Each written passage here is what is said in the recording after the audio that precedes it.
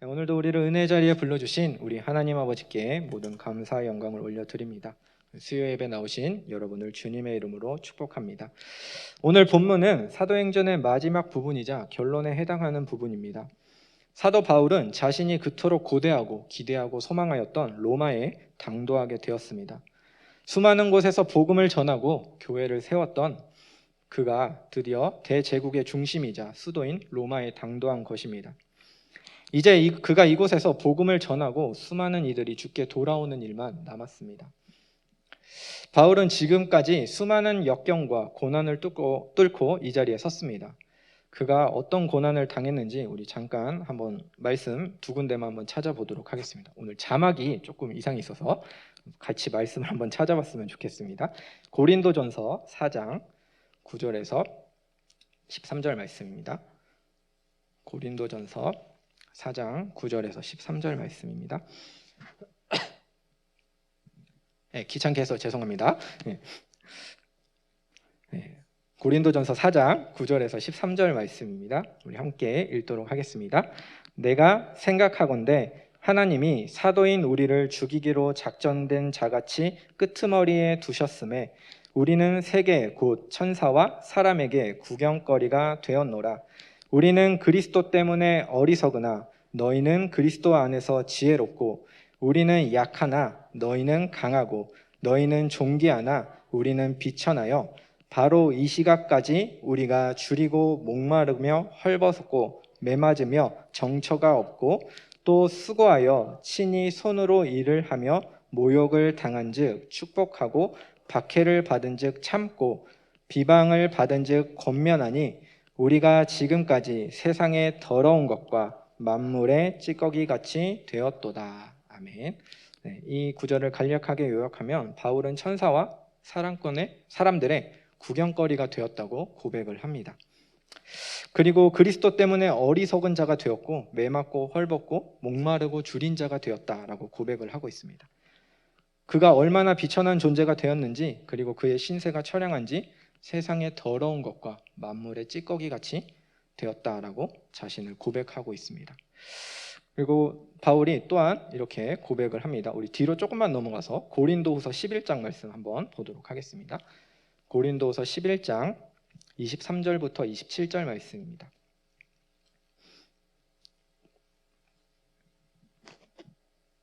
고린도후서 11장 23절에서 27절 말씀입니다.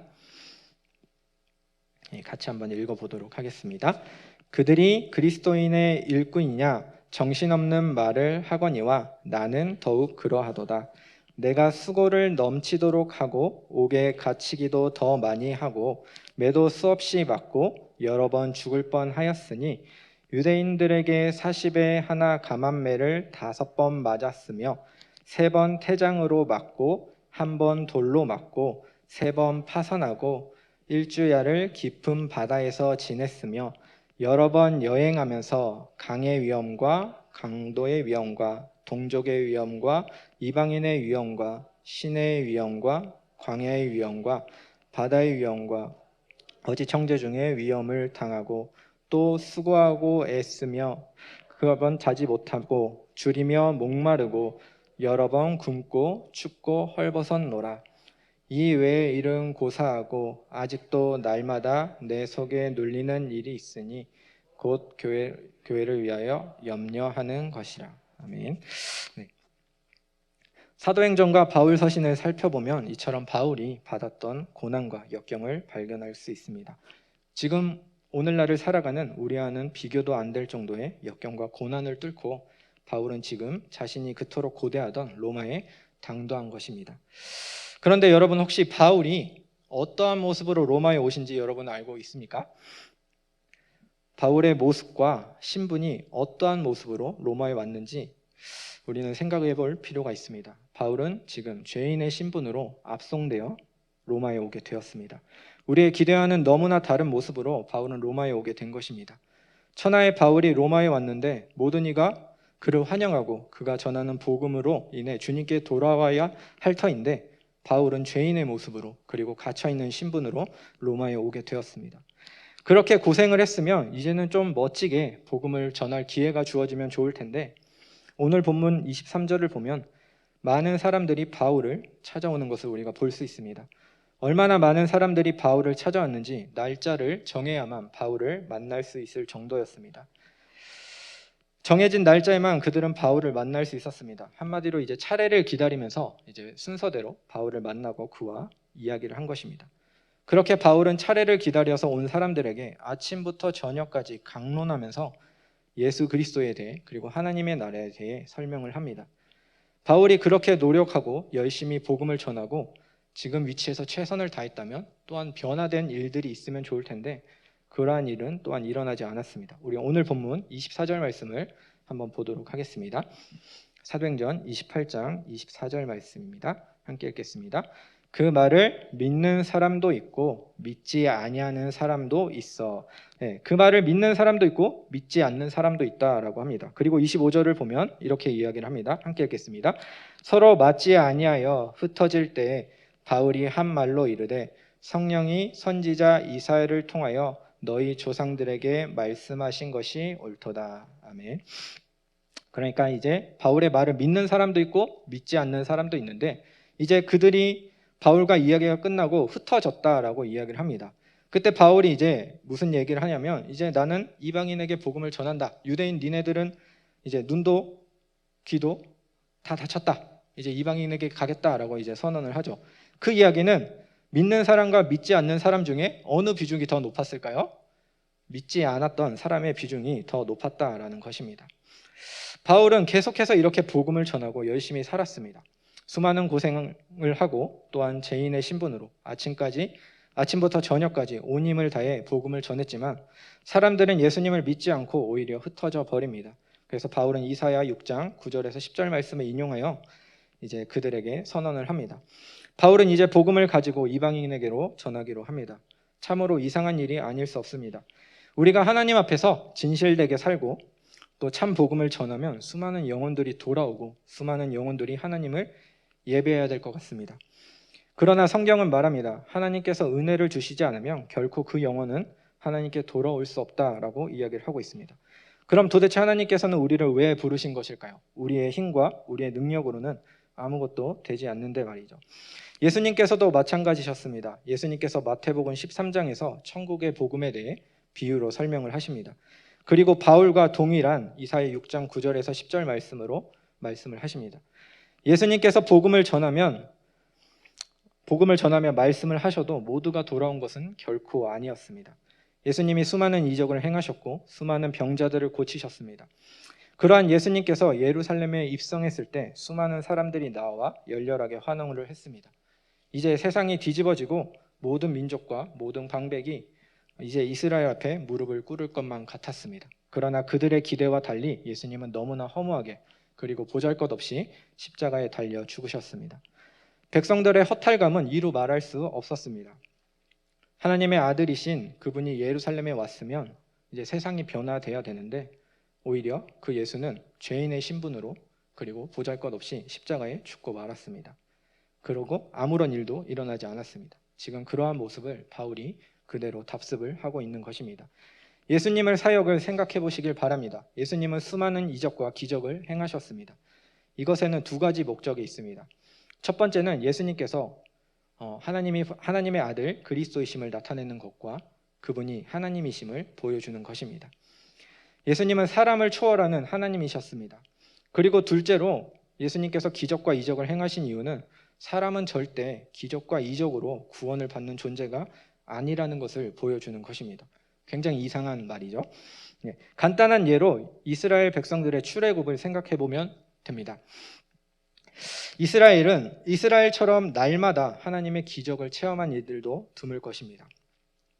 그들은 날마다 하나님이 주시는 만나와 메추라기를 먹고 또한 하나님께서 그들을 구원하기 위해 홍해를 가르시고 반석을 깨트려 물을 주시고 구름 기둥과 불 기둥으로 인도하셨습니다.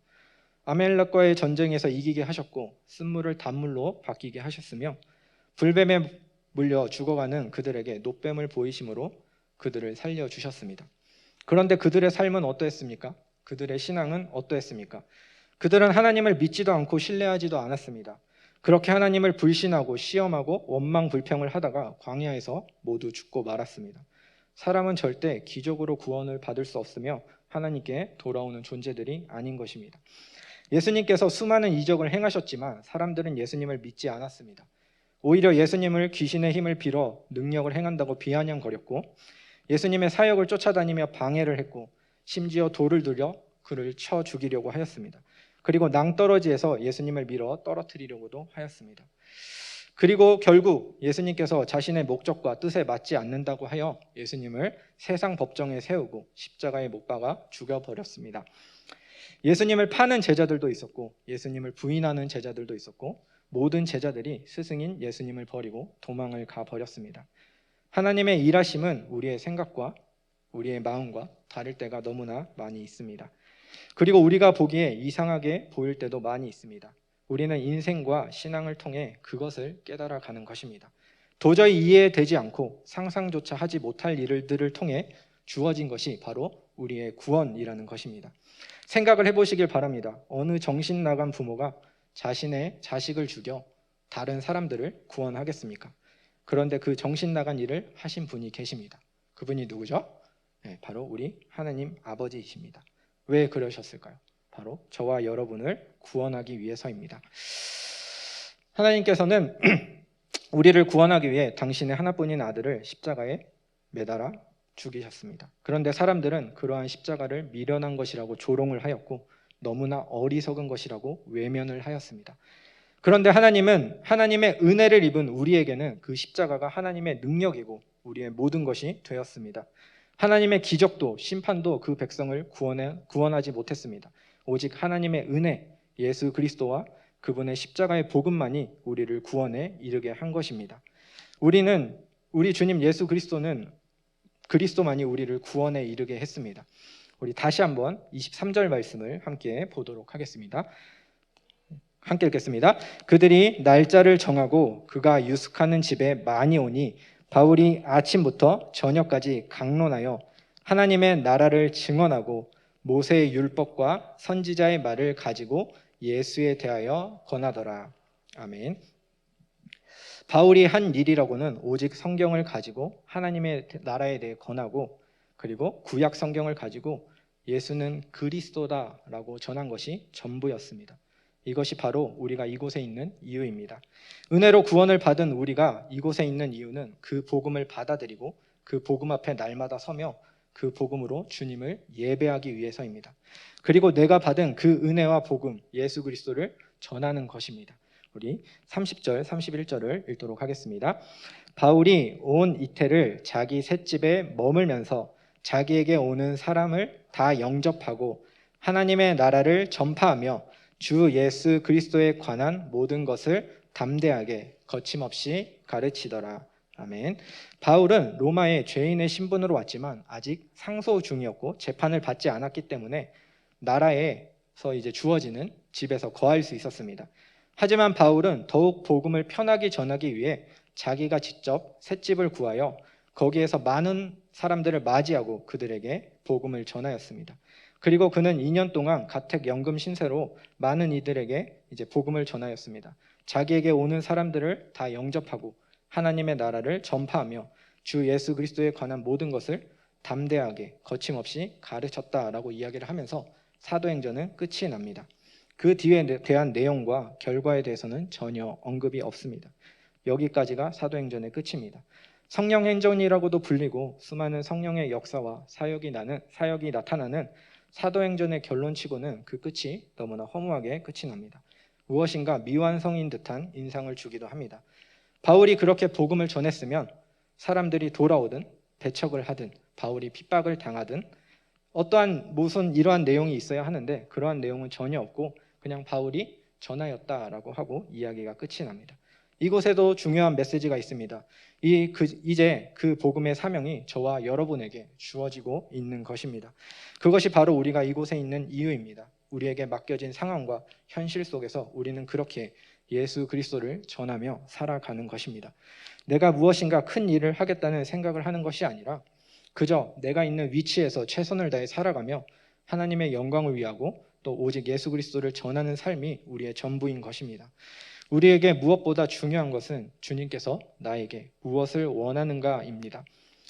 주님께서는 우리가 내가 어떠한 위치에 있든지 그리고 어떠한 직분과 신분에 있든지 내가 있는 그곳에서 예수님을 전하기를 원하십니다.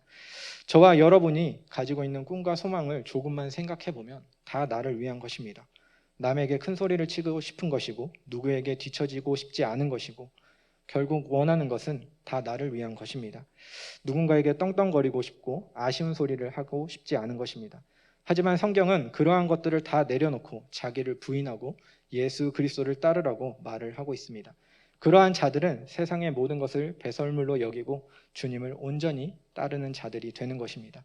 저와 여러분이 여기에 있는 이유는 딱 한 가지입니다. 우리가 이곳에 있는 유일한 이유는 어제도 오늘도 내일도 예수 그리스도를 위해서입니다. 우리에게는 오직 예수 그리스도뿐입니다. 기도하겠습니다.